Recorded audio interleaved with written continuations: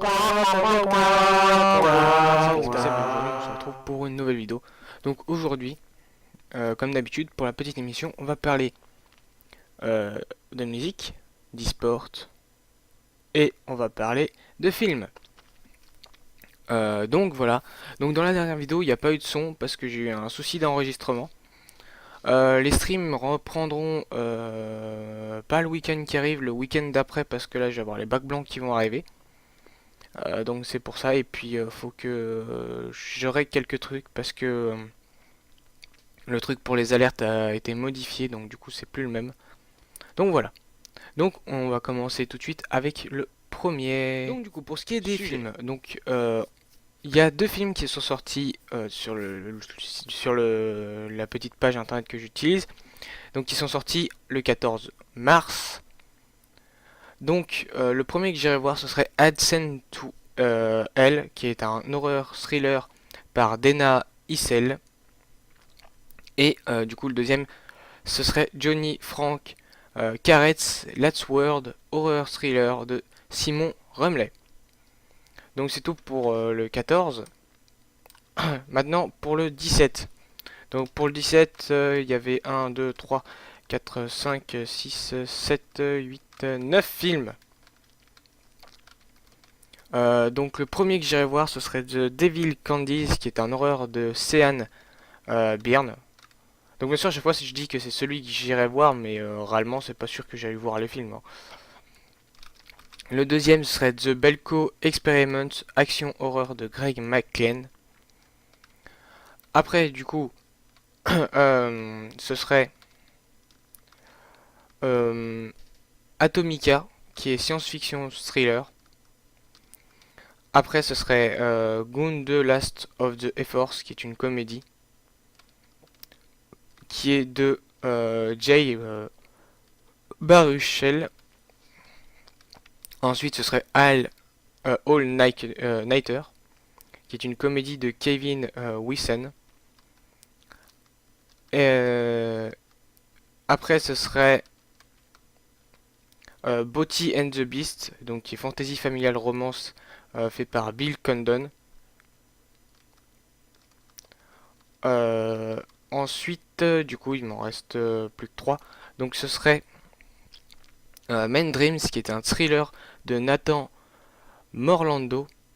Après, ce serait Deidra and Lainey Rob A Train, une comédie-drame de Sydney Freeland. Et le dernier, ce serait Song to Song, un drame de Terrence Malick. Donc voilà, c'est tout pour les films du 17 mars et pour la partie des films. Donc on va continuer tout de suite avec la prochaine. Maintenant, on va parler du rock.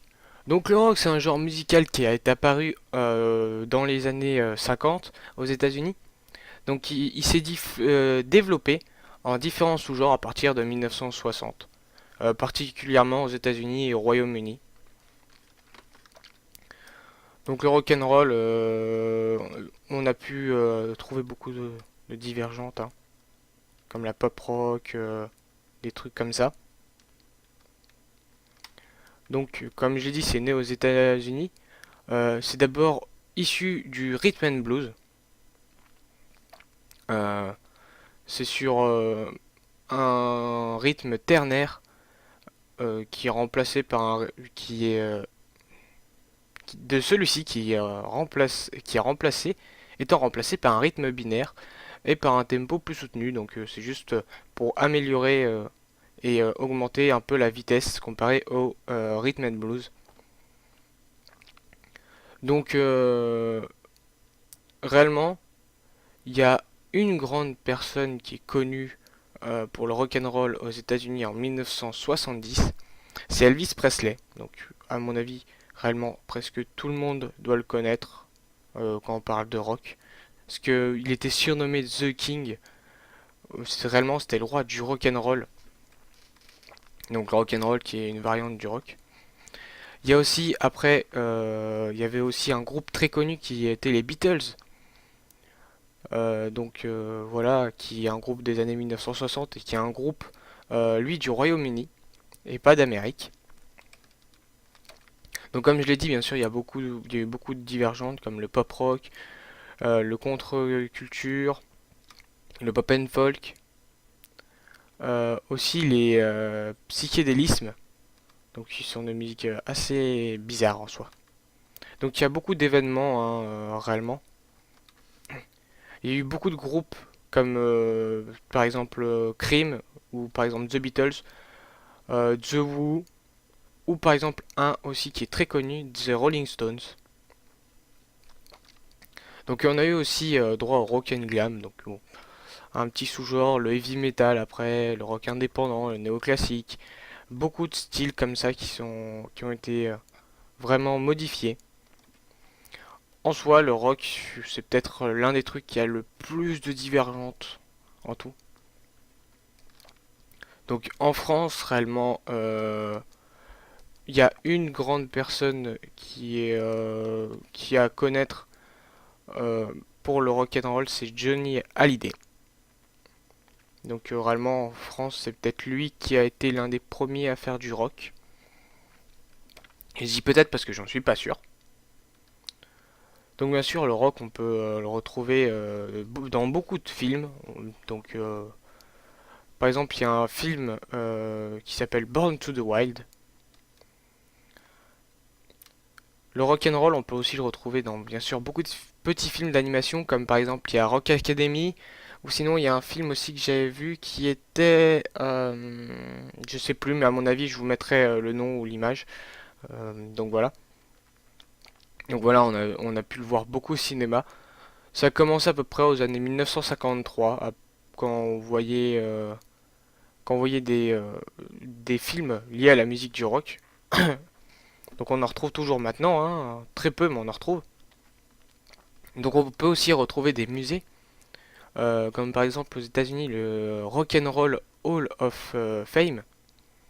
Il y a beaucoup de musées comme ça consacrés au rock and roll. Euh, et si vous êtes fan de rock réellement, qui sont allés voir. Donc bien sûr le rock and roll, voilà, il y a un type de danse, c'est réellement un genre. Il y a beaucoup de festivals. Il y a aussi beaucoup d'albums de rock and roll. Euh, donc voilà. Le rock'n'roll, le rock et le rock'n'roll, parce que je vais parler des deux en même temps, c'est vraiment des musiques qui sont là pour, ils sont pas là pour ambiancer, réellement pour faire danser. C'est vraiment des musiques pour pour taper. Mais elles ont quand même un sens comparé à tout ce qui peut être dubstep ou quoi que ce soit, qui là va plus être de la musique pour faire danser. Mais ça, on en reparlera plus tard. Donc voilà, donc maintenant on va passer à la plus grosse partie, comme d'habitude, hein. Donc, ah oui, j'ai oublié de vous parler bien sûr des instruments fondamentaux du rock. Qu'est-ce que suis-je bête, j'avais oublié. Donc réellement, il y a deux instruments principaux du rock qui sont la guitare électrique et la batterie. Après, on peut retrouver quelquefois du piano ou d'autres choses, mais réellement la base c'est chant, guitare électrique et batterie. Donc voilà, donc allez, c'est parti maintenant du coup, on va s'attaquer de World of Tanks. Donc sur World of Tanks, il y a il y a un marathon de mission qui vient de pop pour avoir un char. Et il y a quelque chose aussi qui a démarré depuis un petit moment, qui est la WGL, donc qui est vraiment le tournoi officiel de World of Tanks. Donc là, il y a des directs, je sais pas jusqu'à quelle heure, je sais pas depuis quand ça a commencé précisément. Je sais que là, on en est déjà au week 9. Donc voilà. Donc j'ai pas plus d'informations pour l'instant là-dessus. Donc maintenant, du coup, bah, on va passer à un autre jeu, hein. On va aller sur Hearthstone. Donc sur Hearthstone, il y a le championnat d'hiver qui vient de pop. Euh, et il y aura bientôt... on peut déjà on peut déjà voir les cartes du voyage au centre d'Ungoro. Et puis c'est tout. Les paquets de cartes sortiront dans pas longtemps, logiquement. Je sais plus dans combien de temps. J'avais vu ça, mais je sais plus. Donc du coup, maintenant on va aller sur Overwatch. Donc sur Overwatch, il y a réellement pas eu grand chose. Il y a eu la BlizzCon qui a démarré, qui avait eu lieu. Enfin, la BlizzCon, elle débarque. Enfin, on nous dit où c'est qu'elle est, la BlizzCon, cette année. Donc, la BlizzCon 2017, elle débarque à Anaheim le 3 et le 4 novembre. Donc, on peut déjà, logiquement, acheter ses billets. Et il y a eu une note de patch, à ce que je vois. Donc, je vais voir qu'est-ce qu'il y a dedans précisément. Donc voilà, réellement la note de patch, c'est pas grand chose, c'est juste pour nous dire quelques trucs. Donc oui, pour l'instant, je vous ai pas fait de vidéo sur Orisa, mais ça arrivera après mon bac. Enfin, après le bac blanc, là, du coup. Je vous en parlerai et je vous ferai une vidéo dessus. Donc du coup, maintenant, on va aller sur Heroes of the Storm. Donc sur Heroes of the Storm, eh bien, il y a eu juste bah, aussi l'annonce de la BlizzCon, comme sur Hearthstone et sur Overwatch. Et du coup, il y a eu une mise à jour, donc avec quelques trucs en plus. Voire même juste un seul truc en plus à ce que je vois. Donc c'est pour avoir un personnage précis, je crois. Ah oui, c'est pour avoir une monture. Ce qu'on peut avoir en récompense, une monture pour World of Warcraft, qui est la monture sabre de feu. Et sinon pour Heroes of Storm, on va avoir la monture destrier des flammes du jugement. Et ça dure du 15 février, donc ça date en fait, réellement c'est déjà fini. C'était du 15 février au 14 mars, ou pas du tout. Ah non, d'accord. En fait, c'est que ça devait être le moment où ça avait pop. Donc, ça commençait le 17 mars et ça prend fin le 26 mars. Donc, il faut aller assez vite quand même. Donc maintenant, du coup, on va aller sur League of Legends, hein, voilà le jeu qui prend le plus de temps. Donc là, je vais pas vous refaire, je vais vous refaire comme d'habitude. Je vais juste vous parler en termes de tableau. Donc, du coup, on vaut réellement là pour les LCS EU, on va bientôt avoir les playoffs. Donc logiquement, je crois il doit rester à tout casser quelques matchs. Je vais regarder ça. Ouais, ouais, il reste quand même pas mal il reste quand même pas mal de matchs. Donc voilà. Euh, oui, il reste pas mal de matchs. Oui, il en reste pas mal quand même. Il en reste pas mal, il en reste pas mal. Donc du coup, à mon avis maintenant sur League of Legends, je vais vous parler qu'en termes de tableau. Euh, donc voilà. C'est juste pour vous préciser que maintenant ça va être surtout en forme de tableau. Et pour ceux qui se plaignent aussi un peu de la musique que je mets, enfin de l'intro, vous en faites pas, elle sera refaite pour l'épisode 10. Donc du coup, on va commencer. Alors, en tout premier, on peut voir que pour le groupe A des LCS-EU, en dernière place, on a les Giants avec 2-8. Donc c'est réellement mort pour eux, c'est impossible à remonter. Parce qu'il reste en tout à peu près, je crois que j'ai vu 12 matchs, même pas. Donc pour les Rockets, ils sont en 4-7. Euh, Ils peuvent réussir à monter s'ils arrivent à win une ou deux games pour être à la place des Fnatic, mais même pas, parce que c'est les deux premiers, je crois, qui y sont pris. Donc c'est vraiment presque compliqué pour eux. Il y a les Fnatic aussi, qui eux sont en 4-6, donc qui ont joué un match de moins. Parce que ah non, non, qui ont joué autant de matchs. Non, non, un match de moins, c'est bien ce que je dis. Les Rockets ont joué un match de plus que les autres. Il y a les Misfits qui sont en 7-3, donc ils sont pas mal placés pour l'instant. Et on a les Gamers, enfin les G2 quoi, eSport, qui sont en 10-0. Donc vraiment qui là sont très bien partis. Ils peuvent être rattrapés, mais ils sont très bien partis. Donc pour ce qui est du groupe B, eh bien on peut voir que Origin est très mal. Là pour eux c'est fini, ils sont en 0-11, c'est mort. La Team Vitality, eux, ils sont en 3-7. Pour eux, c'est mort aussi à mon avis, parce que c'est beaucoup trop compliqué pour remonter. Oui, donc du coup, ouais, c'est bien, à ce que je vois, c'est bien les deux premières équipes. Bah non, parce que vu qu'il y a des quarts. Donc du coup, vu qu'il y a des quarts, des demi. Non, x 8, donc logiquement, c'est les quatre premières équipes. Donc du coup, ouais, bah pour Origin, c'est mort. Je vois pas comment ils peuvent faire pour win leur game. Donc en troisième, on a Splice qui est en 6-4. Après, on a H2K qui est en 7-3. Et on a Uniqueurs of Love qui est en 8-2.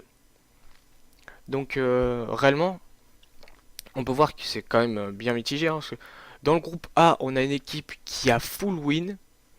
Et dans le groupe B, on a une équipe qui a full lose. Donc voilà. Donc maintenant, on va partir pour les LCS N1. Donc je vais couper le tableau en deux, hein, parce que il y a beaucoup trop de teams.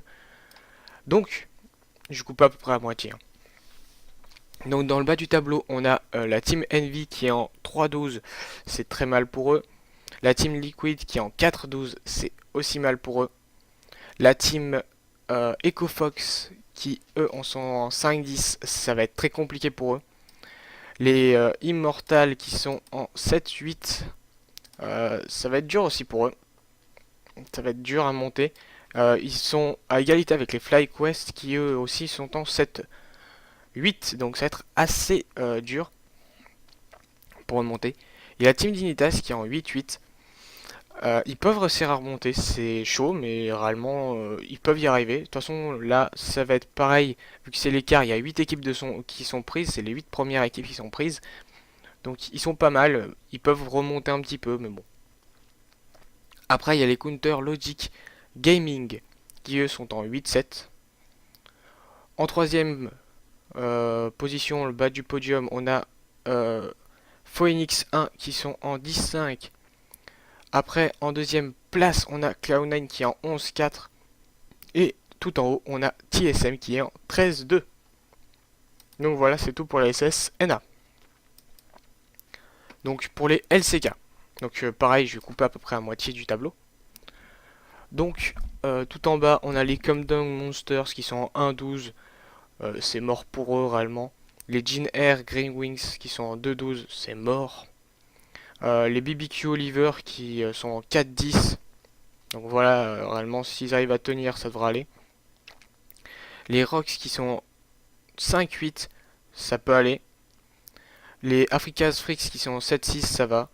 Les Après, du coup, pour l'autre moitié du tableau, on a les Glongzhou Gaming qui sont en 8-6. Les MVP qui sont en 9-5. Et du coup, en bas du tableau, on a, en bas du podium, on a Samsung Galaxy qui sont en 9-4. Après, sur la deuxième place du podium, on a Cathy Rolster en 10-4. Et tout en haut, on a les SK Telecom en 13-1. Donc eux, je vois qu'il y a l'air d'avoir plus. J'ai l'impression qu'il y a des huitièmes de finale parce que je vois qu'il s'est écrit tour 2. Donc je verrai précisément pour les playoffs comment ça se passera. Donc pour les LPL, du coup, pour le groupe A, on a les LGD Gaming qui sont tout en bas en 3-7. Ça va vraiment être trop dur pour eux de remonter. Après, on a trois équipes ex-aequo. On a les OMG, les Snake Esports et les I May. Je crois qu'ils sont tout le temps été presque en égalité, ces trois teams. Donc ils sont en 4-5. Juste au-dessus, en deuxième place, on a les Invictus qui sont en 5-4. Donc faut quand même qu'ils fassent gaffe, les Invictus. Hein. Il y a deux équipes qui peuvent peut-être leur passer devant. Et on a les Royal Never Give Up qui sont en 7-2. Donc ça va, ils ont quand même une petite avance. Après, du coup, pour le groupe B, pour les LPL, on a les Vicky Gaming qui sont en 7-2. On a les New Webby qui sont en 3-6. Les Games Talents qui sont en 3-5. Donc les Game Talents qui doivent faire gaffe quand même parce que peut-être que les newbies peuvent leur passer devant. Après on a les QG Reapers qui sont 5-4. On a les Edwards Gaming qui sont en 7-3 et on a les Team WE qui sont en 8-2. Donc après on a les LMS. Donc LMS, pareil, vu que le tableau est assez long, je vais le couper en deux parties. Ou encore même pas. Il est pas bien long, parce qu'il y a que 8 équipes. Non, il y en a 9. Il y en a 1, 2, 3, 4, 5, 6, 7, 8. Non, non, il y en a 8, d'accord. Ah ouais, il y en a 8 équipes. Donc ça va, ça passera nickel.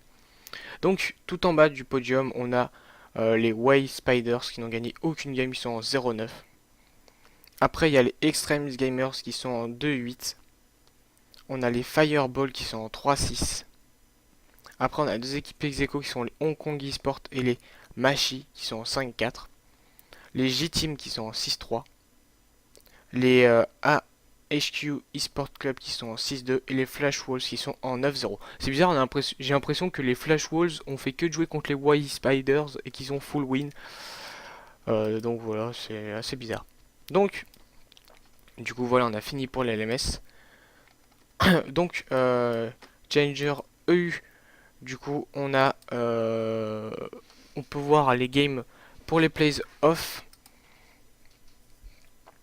D'ailleurs, ce qui est bizarre, c'est que on peut voir que pour la troisième place et pour le classement, c'est bizarre quand même, parce que il y a une équipe qui est en dessous des deux autres qui va. Attendez, faut que je regarde un truc. C'est bizarre ça.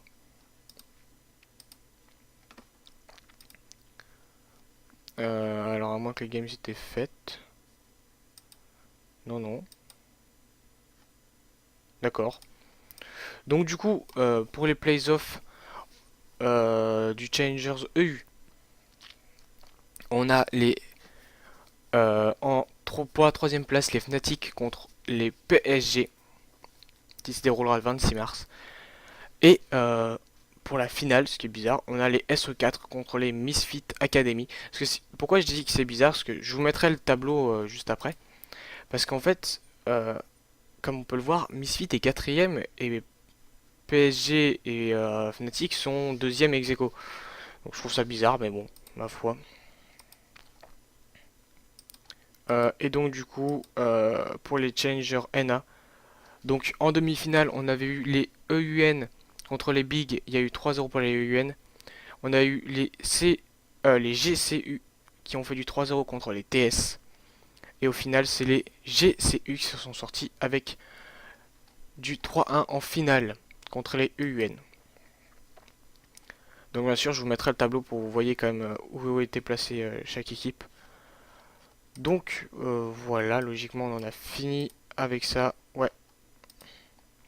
Donc on a fini avec voilà ce qui s'est passé ces temps-ci sur League of Legends. Donc voilà, il y a eu des notes de patch qui sont arrivées. Il y a les Challengers séries qui vont bientôt démarrer aussi. Donc qui devraient commencer dans pas longtemps, qui vont commencer quand la vidéo sera mise en ligne. Donc voilà. Donc moi je vous dis voilà donc que voilà fini. Du coup c'est la fin de cette émission. Donc on se retrouve pour la prochaine eh bien samedi prochain. Donc là vous allez avoir en chaîne les premières games, les 5 premières games là qui vont partir de lundi jusqu'à vendredi de la One Party. Donc du coup j'avais réussi à retrouver les voix, enfin les parties avec les voix, j'ai réussi à les récupérer, elles s'étaient juste mises dans la corbeille. Donc du coup j'ai pu la récupérer. Et puis voilà, comme ça vous aurez nos voix quand on était vraiment en game. Et vous aurez ma vision du jeu quand j'étais support. Donc voilà, je vous laisse là-dessus. Je vous laisserai avec les games en chaîne qui vont arriver dans la semaine. Et je vous dis à la prochaine émission. Allez, à la plus.